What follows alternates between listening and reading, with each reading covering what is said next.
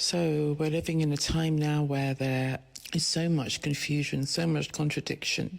We have a so-called pandemic whereby there's a virus that is taking out a lot of people. The narrative out there is such that it is stating that there is an invisible enemy out there. We have to lock down, self-isolate, and we have to mask up and keep ourselves to ourselves and try and avoid dying, basically. At the same time, they brought in an experimental vaccine under the premise of emergency use and went on to vaccinate the population.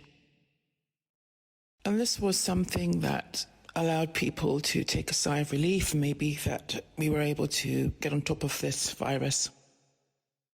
Eventually, the narrative started changing and the narrative became such that this virus was now a pandemic of the unvaccinated. In other words, not everyone was coming forward to have the vaccine. So this became quite a divisive thing, like the enemy then ended up being those people who didn't have the vaccination. As a consequence of the vaccination rollout, they then decided to create something called a vaccine passport, which will enable you to go into various places so you can carry on as normal as long as you could show that you've been double jabbed. On top of the fact that we are now in red alert now regarding climate change and catastrophic wildfires and flooding and flash floods and all sorts of cataclysmic style weather and earth changes. So the issue here really, that there's so much fear out there.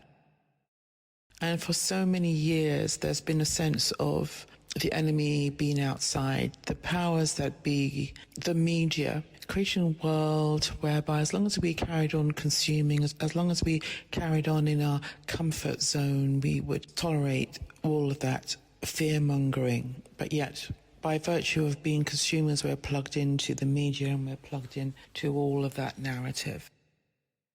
Now, of late, it's been increasing. And I think the main point I really want to say here is that the powers that be, the small number of people who have been running this planet for centuries now, are running out of time. I can't say exactly when they started taking the human species hostage. But anyhow, the point I'm trying to make is that they made contracts with these entities to take over this planet. And the reward that these entities received was bloodshed, the culling, the stealing and the taking of souls. In the meantime, the powers that be have been amassing fortunes. They have raped and pillaged. They have destroyed the planet. They have enslaved human beings. They have created systems of capitalism where countries have become global corporations, where individuals are mere commodities and part of that. And we've come to a point now in human evolution where, in terms of modern day civilization, that there have been certain practices that have been systematically trying to dumb down who we truly are as human beings. And as human beings, we need to refer to our humanity. What does it really mean to be human? Our autonomy, to be able to have true freedom and reign over our own domain, and sovereignty, of course. Sovereignty in terms of being sovereign to this planet, and also our divinity, to be part of something far vaster and larger as being universal or galactic souls, let's just put it that way.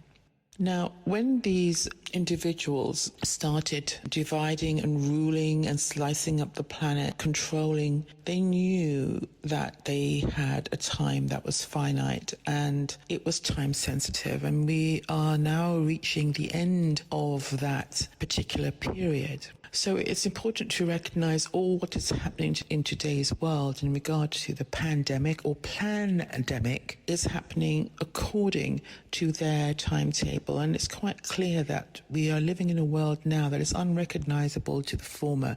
It's almost as if we've entered some sort of parallel existence whereby the world that we lived in 2 years ago no longer exists, not in the same way.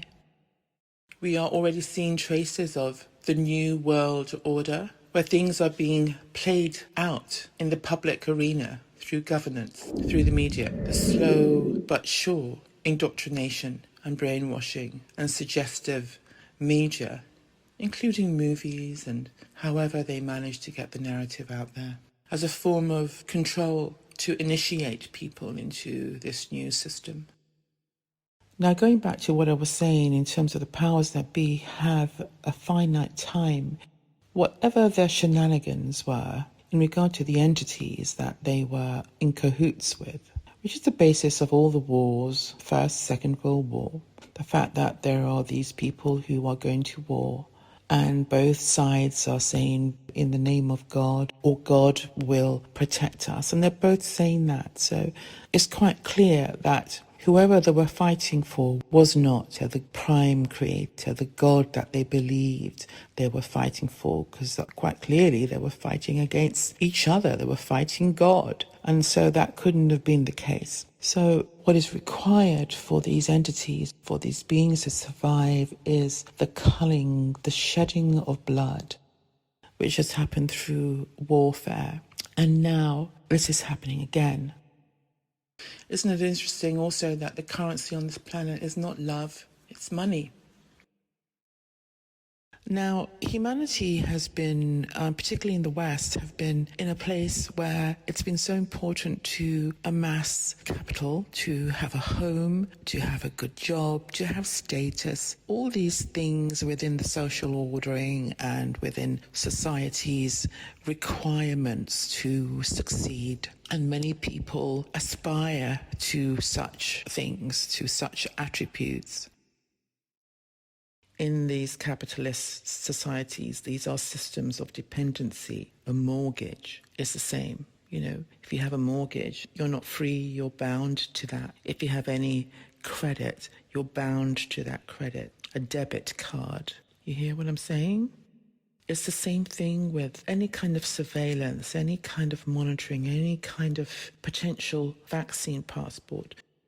And in order for people to continue in any kind of normality, we will be asked to give up our sovereign freedoms and rights to go around our business being monitored, being stamped or branded, which eventually, since this is a virus, which doesn't seem to have a cure, that you are going to need to have a vaccination and have these top-ups of vaccination, which means that now they can use these passports forever and a day. They will never go away. Once they're established, that's it. That will be it. So we have to be really careful. We're in a place now where we've become so far away to what it really means to be human, what it really means to survive. And one might look at that as development, that we've grown so much economically. We now live in homes that have clean water and electricity, and we have the internet, and we have all the modern conveniences that allow us to live a certain lifestyle that would have been unimaginable 30, 40, 50 years ago. So we're really talking a short period of time where time has spun up exponentially. During that time, we have become further and further uprooted and separate from how we really used to live on this planet, by waking up when the sun rose and going to sleep when the sun set, and living off the land, those fundamental things. And also, you may notice that a lot of the indigenous people who live on this planet have been systematically taken out. There are very few indigenous people that now exist on the planet, and they were the ones that really held the key to surviving without modern medicine, without all the so-called trappings, literally. And they were able to live and thrive and create extraordinary civilizations through antiquity, through history. that we live in a world now when we have such arrogance in thinking that this is where it begins and ends. However, what we're not realizing is that we have been enslaved, we have been taken hostage, we have been gradually put to sleep and plugged into this whole system. Now, I believe what we're going through at the moment is the next stage of this. And there is definitely some sort of virus out there, whether it's been man-made or not, is not the point here. The fact that they needed to create a problem so they can bring in this next stage of their agenda. Now, this is really important, and I really need you to listen here, because this agenda is requiring us to contract out the last freedoms and liberties that we have. Now, in Revelations, in the end of days, which feels very much that is what we're living through, it is said that people will be required to have the mark of the beast to be able to survive, to be able to buy things, to be able to live within this new system. And they said that people will be so hooked into the system that any idea of living outside of it would be ridiculous. And that people will be queuing up to ask for that.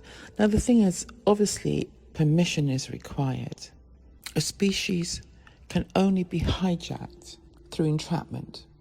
For example, if there is a narrative and if there is a story that is created saying that there's a threat out there, and yet the actual threat is those that are saying that there's a threat out there, then we end up becoming cornered. We eventually begin to not recognize the truth of what is. The narrative becomes confusing. It also becomes fearful. So in other words, our very survival now becomes threatened, and people can do anything to protect their own survival. This is how terrorism has worked. They create an enemy out there. This only functions because it triggers the terrorists within, and that's the aspect of ourselves that has been deemed unacceptable. So therefore we project that aspect of ourselves and point the finger. That is the unacceptable group of people or individual. Now there's a new unseen threat, which is this virus, and all these other aspects can now be implemented, as well as a vaccine, as well as vaccine passports, which will be used to control your every movement and to check whether you've had the jabs, which will be mandatory. At least this is what they're attempting to do. We don't fully know what are in these vaccinations. People are willingly going to be vaccinated without actually asking what's in it. And it's also interesting to note that the vaccines themselves and those that have created the vaccines have no liability for any reactions or any deaths or any consequences. They've all been waived because they've all come out as an emergency vaccine under the premise of it being a pandemic. So there's so many question marks and so much fear. And what's happening now is that we are now living in a world where we don't know what the future is going to hold. Tomorrow's not promised to anyone. It feels like anything can happen. So we're living in a time of the lifting of the veils, revelations, where much is being revealed to us for those who have eyes to see and ears to hear, and those who dare speak up about what they are witnessing and seeing for themselves. So the veil is the veil the veil of ignorance, the veil of illusion, the veil of hypnosis, the veil of the long collective sleep. So though this has been coming into play since the original civilizations, ancient Sumeria, Egyptians, the Greek, the Roman civilizations, they're all preludes to the system that we're living in now. If we go back even further, it's clear to see that during human evolution there was a missing link. Today's system is made up from all of those that have gone before. The small minority that are now running the planet have made contracts to these beings and these entities in exchange for their technology, their alien technology. This is a time of weights and measures, so things have to be paid up. So we've been existing in a debt society, a form of credit whereby many people are not able to get themselves out of debt, set up in a way to also claim souls, because once you owe someone or a company money or you're still not paid up, then you're literally indebted to that person. And whether it's a karmic debt or a financial debt or an emotional debt, or then things may just simply be cancelled and fall away during these times. We have to see what happens. We have to make sure that we have our voice. It is like we are now entering some sort of a ballot or some sort of an auction. And it's humanity that's up for grabs. And we need to stand up for ourselves and to start visualizing a reality that is ours. It's our truth, our sovereignty, our divinity, our divine right to be here. This is why we chose to be here at this time. I will leave this here for now. Thank you. Be well, be well.